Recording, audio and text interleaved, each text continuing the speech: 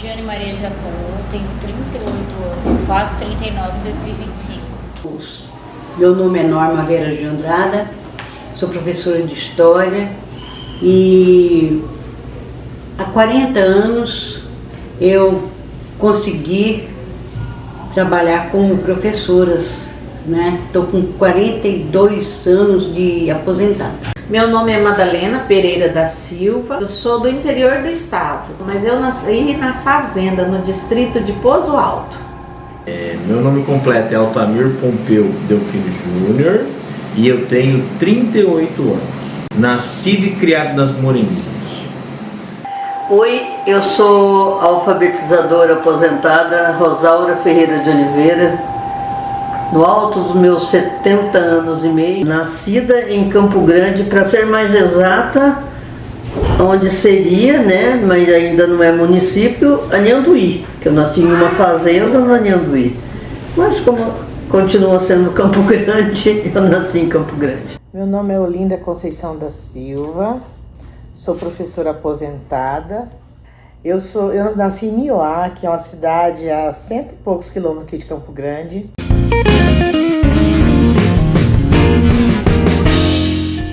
Minha mãe é professora, meu pai se tornou professor depois de adulto, a formação inicial do meu pai era calheiro e depois ele virou professor de química.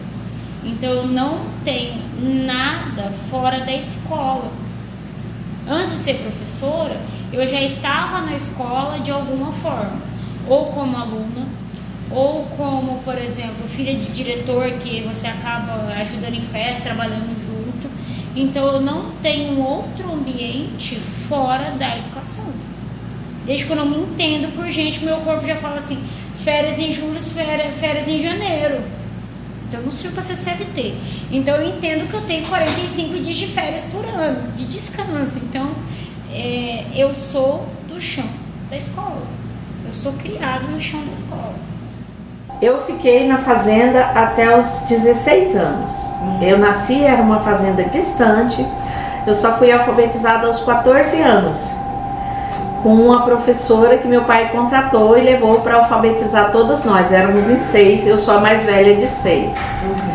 E aí aos 16 anos a gente mudou para outra fazenda, onde eu tive acesso a primeira vez à escola, onde eu estudei no Mobral, que era uma escola multisseriada, que eu fiz até a 4ª série. Aí dessa fazenda eu fui para Três Lagoas em 2020, lá fiz a 5ª série, no ano de 2020, e aí eu queria ser professora. Tá, pelo que eu sei, meu pai ele faleceu em 2000, quando eu tinha 13 anos. Meu pai ele foi uma pessoa que entrou na polícia por meio da... na época era uma escolha, acho que nos anos 80, era aquela escolha assim, ele saiu do exército e aí a polícia pegou ele e ele foi PM por um tempo, mas ele teve que sair por alguns problemas lá e ele só tinha até a 5ª série, mas ele sabia fazer cálculos perfeitamente, uma coisa que até eu admirava. Minha mãe, ela não terminou os estudos, ela tinha só o ensino fundamental e aí eu durante a faculdade, isso nos anos 2010, por aí assim, minha mãe terminou o magistério e hoje ela pode trabalhar com crianças e ela falava pra mim que o sonho dele era fazer história. Aí eu fui lá e fiz história, e agora ela fala que quer ser geografia, não história. A primeira parte foi assim, complexa. Me explico. Primeiro que eu não queria vir estudar. Eu morava com meus pais na fazenda, vim porque era obrigado, claro, a estudar. Na minha época, a criança entrava na escola com 7 anos. Eu consegui driblar a família e vir com 8, porque eu não queria sair de perto, principalmente da minha mãe. E como Deus é fantasticamente perfeito, todo mundo sabe, independente de crença e religião, a minha mãe, que nunca frequentou uma escola, ela me ensinou a ler e escrever. Nesse um ano, tipo, você vai ficar mais um ano na fazenda, mas você não vai ficar só brincando de andar a cavalo e brincar com bezerro, não. Vou te ensinar a ler e escrever. E me ensinou. Essa parte foi ótima. Daí quando eu fiz 8 anos, daí não teve jeito, né? Espernei, mas vim estudar e morar com meus avós maternos. Daí começou uma parte bem complicada, assim, de dar um livro de história. Aliás, eu pretendo um dia transformar isso, tendo em vista que hoje eu sou escritora. Porque eu sofri muito bullying, que na época não tinha esse nome, né? Porque eu era gorda, sou ainda, mas para criança, né? Baixinha, tímida que só. Por que que eu era? Você trocou meia dúzia de palavras comigo antes, viu que eu falo mais que a boca, mas quanto que essa criatura foi tímida? Mas eu era, porque eu até os 6 anos, era só eu, meu pai e minha mãe na fazenda. Então o mundo era meu, era só nós. Daí quando eu tinha 6 anos, nasceu meu irmão. Então acho que por isso eu fiquei tão retraída. Então daí quando me jogam numa escola, aquele monte de criança, cada um de um jeito, e eu muito tímida, e eles faziam um deboche, não era bullying, era deboche que se dizia. E eu sofri muito. Mas, como diz o outro, fui levando, mas foi bem complicado. Na época a gente fazia até a 4ª série primária, depois tinha o tal do exame de admissão. Era um ano. Você fazia aquele exame, aquele ano, para começar de assunto, o livro parecia uma bíblia, ele era dessa grossura. Daí que você entrava no ginásio. Daí tinha o primeiro ano ginasial. Como eu nunca neguei, inclusive eu contei isso muitas vezes para os meus alunos, eu não gostava de estudar, mas não é bem assim, eu não gostava de ficar longe da minha mãe. Então, quando eu terminei a 4ª série, daí eu não sei o que eu aprontei, mas eu consegui sair da escola. Daí eu voltei para a fazenda, eles ainda moravam lá.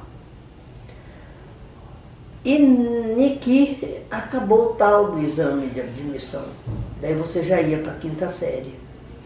Nisso, meus pais saíram da fazenda onde eles trabalharam mais de 10 anos e vieram morar na cidade. Agora não tinha desculpa, né? Eu tinha que voltar a estudar, até porque eu tinha que ter uma profissão.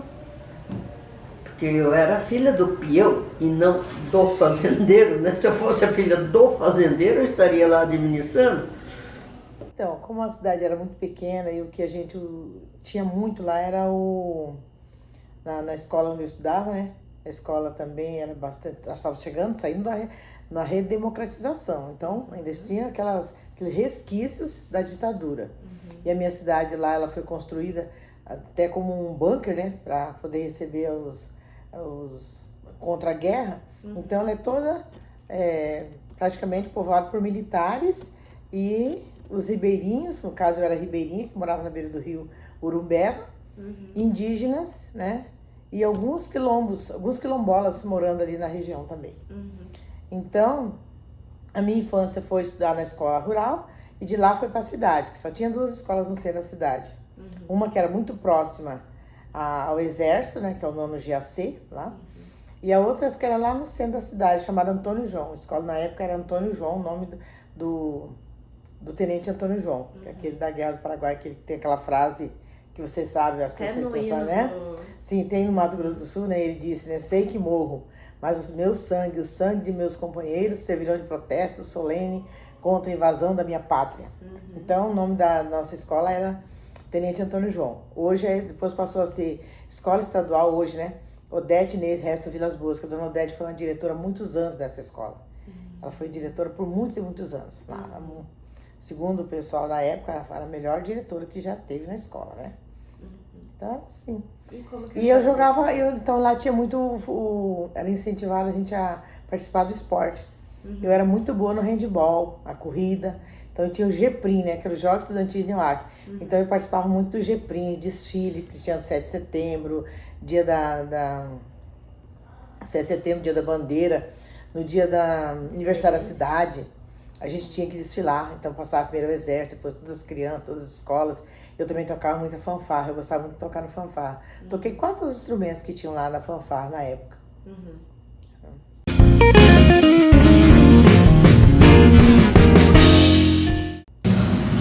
Então, quando eu cheguei lá, eu tinha, por exemplo, o professor de medieval, ele vinha do vestibulando, então ele era um cara super didático, era um cara do primeiro ano. História antiga, nunca foi minha praia, mas também. Eu tive alguns professores que marcaram a minha trajetória, que foi o Rui, que ele pegava a gente pela mão, tipo assim, ó, no seminário vocês vão fazer assim, a aula vai funcionar assim, beleza? Ele pegava a gente, porque o professor, na minha época, não sei se eles melhoraram, vocês têm que fazer um paper. Mas um paper é um resumo? Não, resumo, resenha. O que é um paper? Aí, quando a gente tinha um professor que falava assim, não, gente, seminário é assim, explicava o que ele queria, já era conceito. Nós vamos fazer igual o Beirã e igual o fulano, para entregar para Beltrano, porque ele não disse como ele queria, então nós vamos usar o modelo do outro. Era assim. E aí, isso no meu primeiro ano, né? Tem algumas coisas que eu não compreendi porque era muito matura, e depois com o curso foi melhorando. No segundo, eu vou ter os professores de América, que são muito bons. Mas na minha trajetória, eu vou ter três professores que vão marcar minha trajetória. A Emery Marques Guzmão, que dava didática para mim, e ela dizia assim, uma aula bem dada é uma aula bem escrita. E a partir daí eu tenho um apego no planejamento. O planejamento é um instrumento necessário para o bom andamento da aula. E a minha geração, não sei a geração de vocês, mas nós tínhamos um desprezo pelas matérias pedagógicas. Primeiro, que quem pegava lá era um professor de outra área, então psicologia da educação era uma psicóloga. O estágio supervisionado era um professor que estava lá já para aposentar e estava nem aí pra gente. A gente não teve um professor de educação, que era a base da licenciatura, que falou assim, não, é assim que vocês vão fazer. Eu não tive esse professor que vai formar novos professores. Que a galera que fez mestrado, doutorado, foi para a universidade, não passou pela educação básica, ou passou pela esfera particular, mas não sentou com a gente para fazer isso. Então a gente tinha um desprezo. Olha, a primeira impressão que eu tenho no curso de História é que eu vivia um falseamento da realidade, porque você cresce acreditando que aquele determinado herói dos livros didáticos, aquela pessoa importante, muitas vezes você vai ver como os bandeirantes, que na verdade eles eram saqueadores, estupradores, bandidos daquele período, mas que recebiam os créditos como colonizadores, um conquistador. Então a história ela me serviu para ter um outro olhar para aquele que eu tinha, como uma história positivista, por exemplo, dos grandes heróis. E isso me ajudou muito a formar meu caráter. Não é à toa que eu sou 880, acabei saindo de um viés muito mais assim, que eu me considerava uma pessoa conservadora, para ser um cara de esquerda, conservadora de direita, né, claro. Olha, os debates que nós tínhamos, eles eram bem acalorados, porque nós tínhamos professores, tanto na pesquisa como no ensino, que eles eram de referência, né? E sim, tínhamos debates muito grandes sobre a questão da merenda, questão de, por exemplo, escola que não tem biblioteca, escola que não tem, por exemplo, uma lousa. Em formação, eu acho que interessante foi as aulas. Eu tive muita aula, como a gente tem aula, por exemplo, de Idade Moderna, Idade Média, Brasil, na minha época era Brasil Colônia, Brasil Colônia 1, 2, Brasil Império, e aí agora, se eu não me engano, é Brasil, América Portuguesa, América Espanhola e assim por diante. Teve uma matéria que eu não tive muito gosto, porque o professor acabou por um processo de estar saindo da escola, da universidade, só empurrou um livrinho na gente, e acabou que a gente teve que estudar por conta, mas que é a América Espanhola, né, que aí você vai estudar os maias, incas, astecas, algumas coisas assim, a gente acabou não tendo muito afinco, né, nela, até não estudar muito, mas teve matérias como a Idade Média, que a gente estudou com professores, que eu acho até interessante, Eu tive uma explicação de Idade Média por um professor mais culturalista, né? E um outro professor marxista na época da faculdade. Eu vi as duas diferenças e eu consegui enxergar a forma que ele via a Idade Média de um e a forma que o outro via a Idade Média. Então eu achei muito interessante, que eu consegui ter duas visões, né? E aí você vê a partir dessas escolas, né, essas formas de ver o mundo, né? Então eu acho que a Idade Média para mim foi interessante, que é o feudalismo em si, né? Eu tive, até mesmo acho que a professora está aqui, a Maria Lima, né? Eu tive muita aula e estudamos muito Antônio Zabala, Cícero Bittencourt, entre outros, né? Que eu acho que hoje até eu vou brincar, deixar isso gravado, que a chatice dela foi algo que nos transformou em pessoas muito boas no que a gente faz. Então a gente tem realmente um olhar muito bom para didática e para avaliação. Muito crítica, né? Muito crítica à situação como a gente vivia ali, tá? Todo tipo de exploração. Eu sentia que meu pai, como pequeno proprietário de pequenas chácaras, eram explorados. Então a gente começava aquela discussão toda. Com 20 anos, eu ainda não tinha nem sonho de faculdade, porque eu não tinha, eu estava só dando aula. Teve o primeiro sonho, vamos fazer faculdade, vamos fazer o vestibular, vai ter faculdade no CEUA, que era o Centro Educacional de Aquidauana, que era CEUA, que chamava, hoje é a UEMS, né? É CEUA. E surgiu vaga de geografia, de história, eu acho que língua portuguesa também, e eu fiz geografia na época, 1985, por aí. Aí, só que daí teria que ter o carro, né, para levar, para Aquidauana, trazer tudo terrão e tal, muita dificuldade. Então não deu para fazer faculdade. Continuei trabalhando. Aí eu me enfiei na política. Saí candidata, apoiei um candidato também lá, que era contrário ao outro candidato que ganhou. E aí eles automaticamente, era assim, perdeu, aí o prefeito ou mandava embora ou dava um jeito. E como eu era muito crítica, meu pai também era muito influente dentro da comunidade, eles pegaram e me transferiram para o assentamento. Recém estava surgindo o assentamento Conceição, lá em Nioaque. Fica mais ou menos 40 quilômetros da cidade. Me mandaram para lá. E eu fui dar aula lá para as crianças, lá nesse assentamento. Cheguei no assentamento, fiquei lá, não tinha energia elétrica, não tinha nada, tudo escurão. A escola estava pronta, mas não tinha nada, nenhuma infraestrutura, zero, sabe? Aí eu cheguei lá e a comunidade me abraçou, comecei a trabalhar com as crianças, muitas crianças mesmo, não sabiam ler, não sabiam escrever, já tinha alunos já no segundo ano sem saber escrever, eu não podia voltar, né, esses alunos para o primeiro ano, porque não tinha lei para isso, nem tem, né? Que eu conversei com os pais, falei, vamos reprovar fulano, no segundo ano, na segunda série, e o ano que vem eles passam, os pais concordaram. Aí eu fiz uma alfabetização geral, e aqueles alunos aprenderam a ler, aí no ano seguinte eles ficaram, no segundo ano ainda, depois deram sequência. E eu fui aprovada pela comunidade, fiquei lá por 10 anos nessa comunidade. E lá na comunidade eu conheci a Comissão Pastoral da Terra, que é a CPT. Na Comissão Pastoral da Terra, a irmã Olga, uma pessoa muito, muito importante dentro do movimento Sem Terra, do movimento pastoral da terra, da Comissão da Terra. Aí ela me falou assim para mim, assim, nós estamos aqui, vocês têm que estudar Paulo Freire. Eu não conhecia Paulo Freire. Conhecia, sabe? O que eu tinha aprendido no magistério era o que eu pregava, o que eu sabia, a minha forma, eu só tinha a prática, sabe? Não tinha nada na teoria. Tudo foi na prática.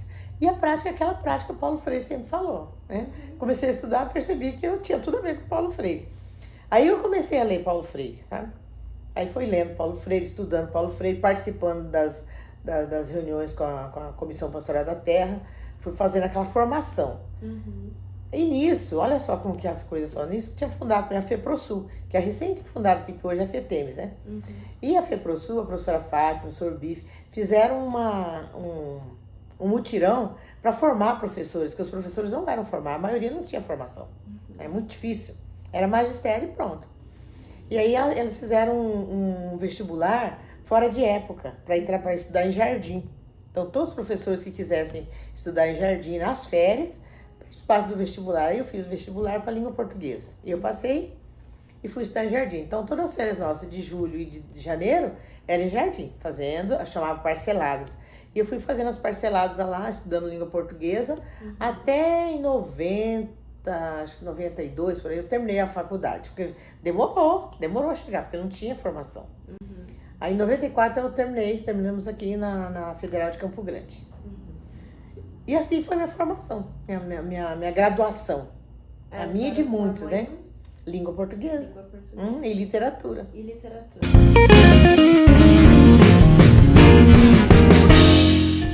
Sim, eu sempre procurei a escola das periferias, porque onde eu moro perto da Copa Vila 2, né? E eu sempre gostei de trabalhar onde tinha problemas. Então, onde que é o problema? O problema é no Tijuca. A escola Tijuca tá assim, criança, mata-se muita criança por conta disso. Os meninos ali são terríveis. Eu falei, é esse lugar que eu quero ir. Eu sempre passava e falava assim, eu vou dar aula nessa escola. Fui dar aula na escola Aracil Dociac, que hoje é uma escola tranquila, hoje é uma escola... A nossa colega hoje, a diretora lá, a Gisele, é tranquila, mas foi terrível. Nos anos 90, aquela escola ali, ó, a gente enterrava no final de semana, assim, 2, 3 alunos da escola. Mas por conta da violência. Violência na comunidade. Na comunidade mesmo. Ainda tinha muita carência, porque eu fiquei, assim, uns 2 anos trabalhando na escola e também trabalhava num projeto fora da escola. Chamava Projeto Palmas. Daí o Pedro Kemp era o nosso secretário de Educação. Mas antes dele ser secretário de Educação, tinha um projeto chamava Palmas, que era Projeto de Alfabetização de Mulheres Adultas. Como eu vim no assentamento, conhecia muito pessoal, eu cheguei aqui e já fui para esse lado. Eu já fui trabalhar com esse grupo de mulheres, que no caso a Cida, que essa foi a ministra, ela que coordenava esse projeto. Eu trabalhava durante o dia com essas mulheres, alfabetizando essas mulheres, fora da escola, geralmente era debaixo de árvore, onde tinha um espaçozinho, a gente reunia 15, 20 mulheres e trabalhava com alfabetização. E eu trabalhava de manhã nas séries lá na escola, né, de 7º e 8º ano, e à noite, daí à noite eu fui direto para o ensino médio, porque também não tinha esse negócio de objeto de concurso, eu podia escolher. Como tinha falta de professor, eu já assumi o ensino médio já com literatura e língua portuguesa. Na parte da noite? Da noite. Aí eu comecei a trabalhar. Já fui para os Campinhos, depois fui para o Delmira. Fiquei 5 anos na coordenação do Delmira, só coordenando os projetos. Depois o Pedro foi para a Secretaria de Educação e lançou os projetos, né? Aí começamos a trabalhar com os projetos, né? Que é a Educação Guaicurus, que era o projeto Guaicurus que chamava. E a gente começava a trabalhar, esses projetos. Trabalhei 5 anos, né, como coordenadora de escola. Depois retornei para a escola de novo como professora. Eu começo em 2008, em Nova Andradina, na escola que eu estudei, chamada Irmã Ribeiro. Então eu tinha aula lá e eu tinha aula numa outra escola chamada Nair Palácio. Eu cometi todas as falhas, preenchia diário tudo errado, tomava comida de rabo, não pode falar isso, tomava bronca, assinava ata. Ainda era no GIS, pro aluno. Então eles reclamavam, era uma escola ainda que, por exemplo, no Nair Palácio, eles ainda faziam um conselho de alunos e os alunos falavam, apontavam os erros. E eu tinha que me resignar e eu tinha que trabalhar e melhorar. Tanto é que naquele momento não havia processo seletivo, no outro ano eu não tinha aula.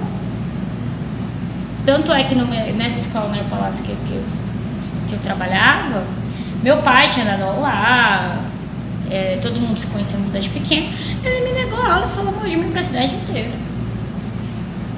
E aí eu tive meia carga depois na escola, a diretora e a coordenadora chegaram comigo, colocaram os pontos que eu precisava melhorar e que o que eu precisaria melhorar no tratamento interpessoal com o aluno, mudar a postura, e que eles iam me dar mais uma chance. Aí eu fui para uma escola particular e aí eu fui amadurecendo o processo. Então, assim, para eu começar a ficar boa, foram 3 anos.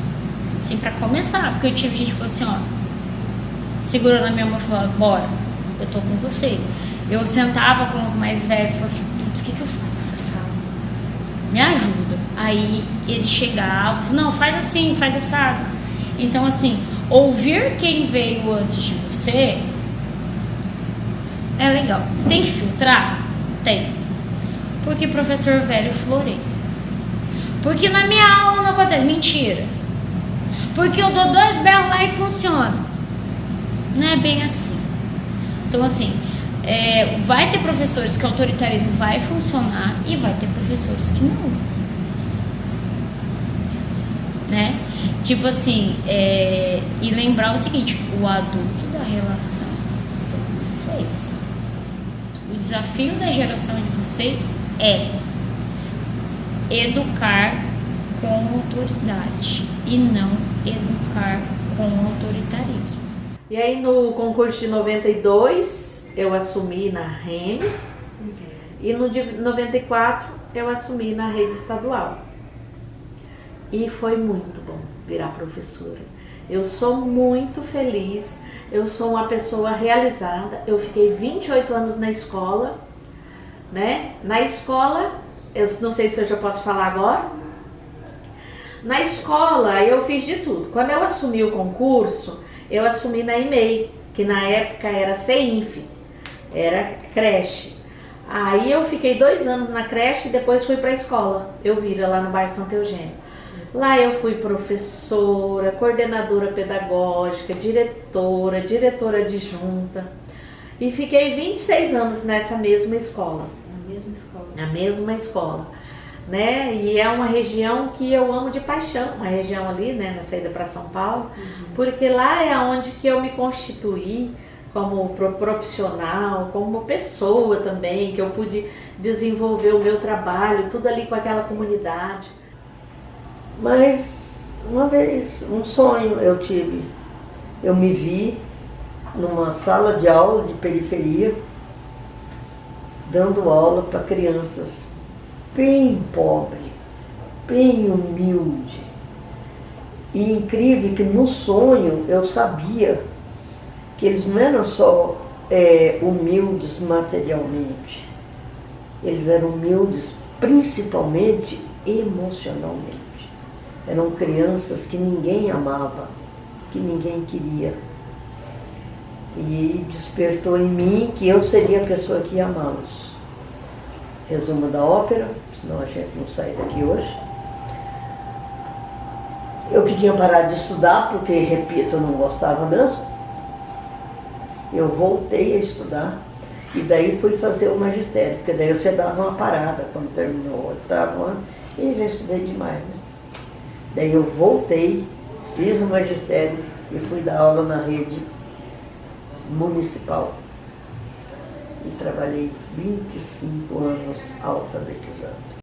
Em princípio era CLT, depois de algum tempo, e tinha na época uma carência muito grande de professor, então não foi difícil eu conseguir os 2 períodos, eu dava aula de manhã e à tarde. Só que eu entrei numa sala, dia 2 de outubro de 79, para substituir uma professora que estava dodói. E ali eu descobri que realmente eu tinha achado o caminho.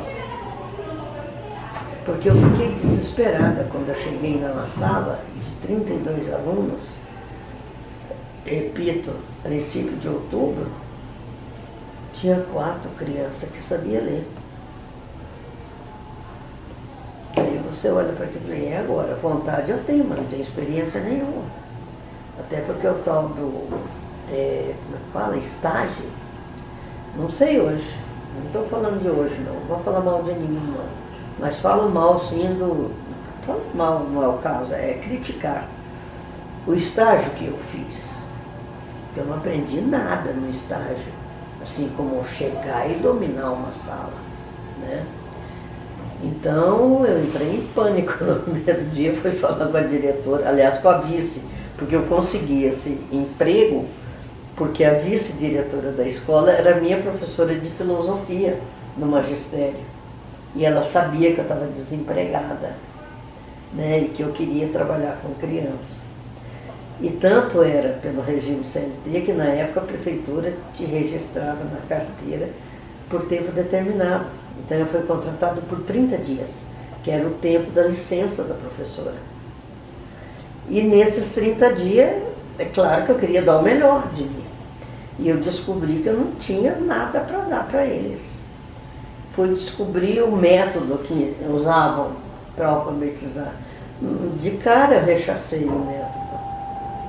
E eu falo, isso é coisa de Deus, porque se eu não tinha experiência nenhuma, eu não conhecia nada, por que eu sabia que aquilo não era bom? Não gostei. Falei para a diretora, falei, é assim que vocês ensinam as crianças a ler? Oi, professora, todo mundo na Reime usa esse método. Falei, eu não sou todo mundo. E eu não gostei, eu acho que é muito difícil, uma criança não aprende a ler com esse método. O que me marca muito, eu vou contar, é que às vezes você quer disciplina, né? Você quer que o aluno fique quieto, aprenda, que queira realmente estudar. Só que o que me marca muito, muito mesmo é que uma vez eu não sei se todo professor conhece a síndrome do sexto ano, dos 10 últimos finais, já passou tudo, não tem mais nada, os moleques já começam a virar para lá e para cá e subir no ventilador, grudar na janela. E aí uma vez eu vi uma professora de história que eu ia substituir ela não, uma outra professora de outra área, e eu cheguei lá e ela sentadinha, parecia que estava meditando, e os moleques botando fogo na escola, na sala, né, pra lá e pra cá, e ela quietinha assim, ó. Aí eu falei, essa é a chave, porque os problemas não são mais meus, mesmo que isso tenha acabado. Então eu vi que isso me marcou muito, porque às vezes você tem que fazer isso, ficar olhando para eles e falar, não, você não quebrou o pescoço, fica quietinho, é isso. Não, eu não gosto do outro, tá? Mas eu vi que realmente é essa questão da disciplina e da vontade, do engajamento. Hoje, se você pegar os alunos de hoje, essa geração pós-pandemia, há um desinteresse por questões do uso do celular, porque muitos não querem mais usar o quê? Exercitar a mente, o cérebro, porque já está tudo pronto no celular. Escola, ela vai depender muito da gestão, vai ter gestão que vai ser muito boa, vai ser organizada, ou algumas vão ser muito boas, mas desorganizadas, outras vão ser péssimas, mais organizada. Tem gestão que vai trabalhar com você. Hoje, graças ao processo seletivo, eu vejo que tem menos assédio moral, mas antigamente tinha muito assédio moral. Você tinha que, por exemplo, o professor falava assim, acho que não vai ter aula ano que vem para você não, você tem que ir lá, panfletar, ficar chamando aluno, e aí como convocado, os concursados, se tem aula não, vai para outra escola, mas o convocado precisava, já cansei como convocado de chegar antes de começar as aulas, ter que ir para a escola, pintar a escola, e concursados passar e nem quer saber, nem mete a mão. Agora eu, que precisava trabalhar, tinha que fazer um vínculo com a gestão, tá lá pintando a escolinha, falando que eu era um ótimo professor, que eu adorava isso, amigo da escola e tal, mas é porque se eu não fizesse isso, o outro vinha, fazia e pegava as aulas. Então eu vejo que gestão, a única coisa que eu aprendi hoje, com todo o tempo de escola, vamos colocar aí mais de 10 anos, é que toda escola tem um pequeno Chernobyl dentro, independente, ambiente com várias pessoas, principalmente sala de professores, ali você sair intoxicado, radioativo. Aí eu comecei a trabalhar, já fui para os Campinhos, depois fui para o Delmira, fiquei 5 anos na coordenação do Delmira, só coordenando os projetos, depois o Pedro foi para a Secretaria de Educação e lançou os projetos, né? Aí começamos a trabalhar com os projetos, né? Que a educação Guaicurus, que era o projeto Guaicurus que chamava, e a gente começava a trabalhar, esses projetos. Trabalhei 5 anos, né, como coordenadora de escola, depois retornei para a escola de novo como professora, e sempre no sindicato, né? Eu sempre representando o sindical, levantou os problemas nossos para o sindicato, para ser debatido, indo para a escola. Sempre falo para o pessoal, é um olho no peixe e o outro no gato. Tá? Porque não pode a gente entrar para a sala de aula e esquecer que as lutas estão aqui, sabe? Porque quem luta por nós somos nós mesmos.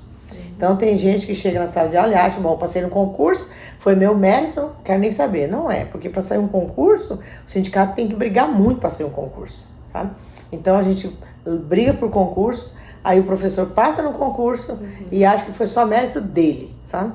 Então não é. Então eu já entendia isso há muito tempo, né? E eu mantive a minha coerência, né? Essa sua consciência política? Do sofrimento, né? Do sofrimento, de vir de uma ditadura, passar por ela, porque eu nasci em 65, sabe? Nasci no auge do AI-5, foi em 64. Então, eu nasci na ditadura, fui criada na ditadura, criada numa cidade onde quem comanda são militares. Era tudo para os militares e nada para a comunidade. Então, você tem uma base, tem lá na minha cidade, se você for hoje, lá tá lá, ó. Tem a vila militar todinha lá, a vila dos oficiais e do coronel. E a vila dos sargentos, sabe? De manhã, os sargentos passavam na casa de cada sargento, deixando um pão e um leite em cima do muro. Era assim na época. E dentro do exército tinha um mercado chamado Soares. Na época o mercado chamava Soares. O mercado. E as crianças dos militares ainda tinham um ônibus, que era um ônibus verde, óbvio, né, que era uma jardineira verde, passando naquelas vilas ali, ó, pegando todas as crianças militares para levar para a escola Antônio João. Enquanto que as crianças moravam lá na aldeia, que fica mais ou menos 4, 5, 6 quilômetros ou mais, e eu que morava no Monte Alto, mais perto da aldeia, ficava uns 3, a aldeia ficava uns 5, que eu ficava uns 2, 3, então a diferença era... A gente estudava à noite, né, os jovens, eu já tô falando dos jovens, porque as crianças ainda tinham um lugarzinho para estudar lá, mas os jovens saíam à noite, sem energia elétrica, sem nada, a pé, os índios e nós da comunidade pobre, a pé para estudar lá no centro da cidade e voltar. E os militares ali no centro tinham ônibus para levar e trazer. Para você ter uma base. Quando a gente fala assim, o quanto isso é importante entender a história, porque as pessoas falam assim, não é assim. É assim que funcionava. E hoje, você sabe que eu na época não sabia, eu só não aceitava aquilo, eu não entendia. E hoje eu sei que aquela jardineira, aquele ônibus verde, que passava pegando aquelas crianças de militares para levar na escola e entregar à tarde, enquanto dos filhos dos pobres que moravam nos bairros, desciam tudo a pé e voltava, sabe? Aquele ônibus era pago com dinheiro público, né? Então, não tem outro jeito. É você ter a consciência do que é uma coisa e a outra e saber diferenciar é importante. Então, hoje, aposentada, eu continuo acreditando que as mudanças elas só vêm pela educação. Eu continuo acreditando com a mesma força que só a educação transforma, porque eu tenho certeza que eu fiz a diferença na vida de muita gente. Eu tenho esse feedback. Eu vou na feira, lá no bairro Universitário, aos domingos eu vou na feira.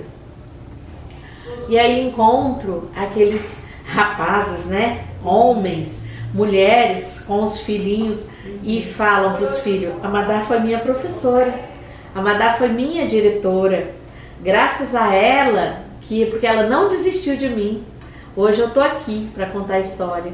Então eu falo para os jovens que estão começando, que a gente tem que dar o melhor da gente. Você decidiu ser professora?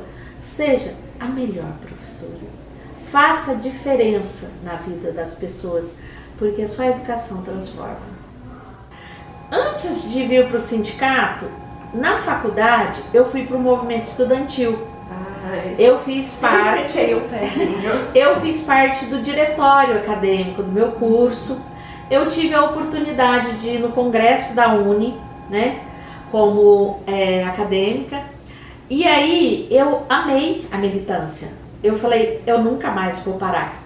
Quando chegar na escola, vou fazer parte da APM, vou fazer parte do colegiado, vou fazer parte do conselho de professores, o que tiver, eu vou fazer parte.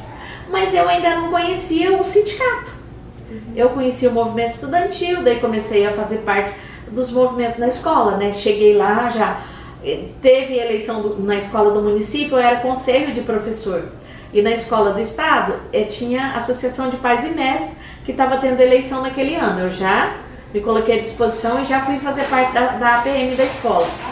E aí, um certo dia, nós recebemos lá na escola, a visita de um representante sindical, de uma pessoa da diretoria da ACP, né, que foi falar da importância de ser sindicalizado, a importância de participar do sindicato, que o sindicato que defende os nossos direitos, é só no sindicato que a gente se fortalece. E eu achei aquela fala muito interessante. Que à tarde eu vim aqui e me filiei. No mesmo dia? No mesmo dia. Eu falei, mas o que? Eu já estou aqui e não sou filiada e eu tenho que fazer parte desse movimento.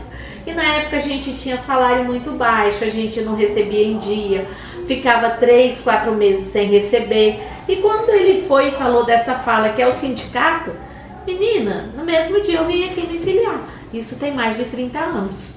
Mais de 30 anos. Mais de 30 anos. E aí eu comecei a fazer parte, vim aqui, né, vi como que era, me filiei.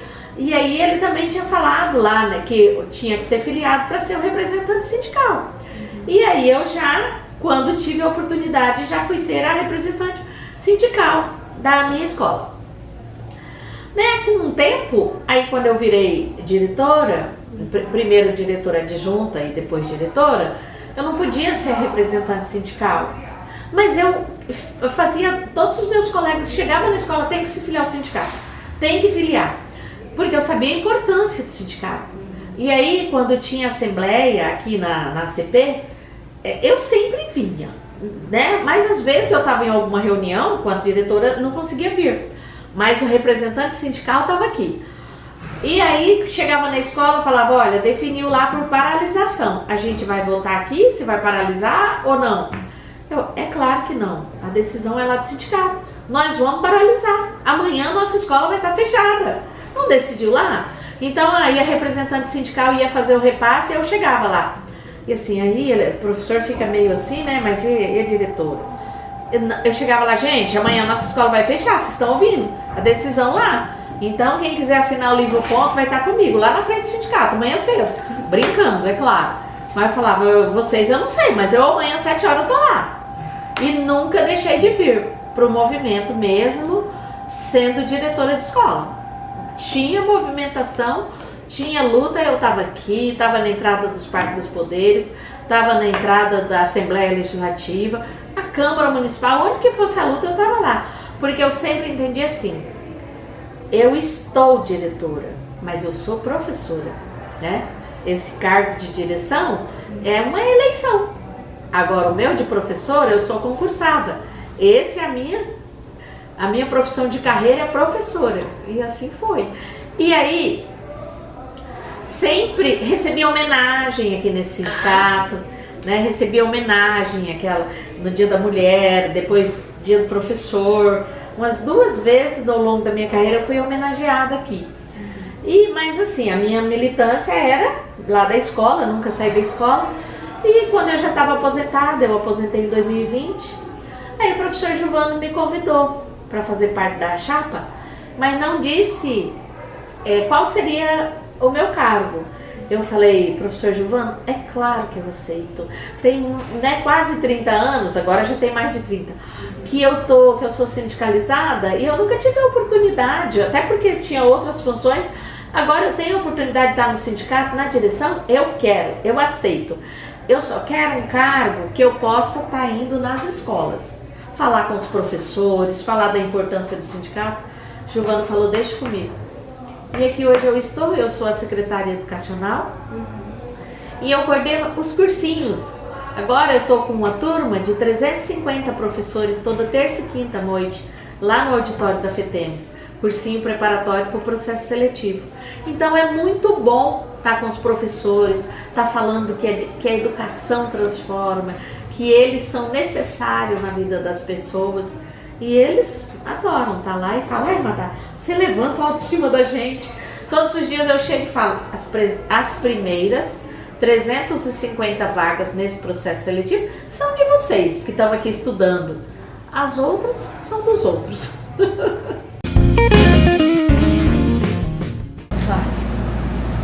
muito a pena. Muito. Quanto eu aprendo com eles todos os dias. O quanto eu levanto da cama e querendo que eu deixe pessoas melhores para o mundo. Eu não quero um mundo melhor. Eu preciso de pessoas melhores para o mundo.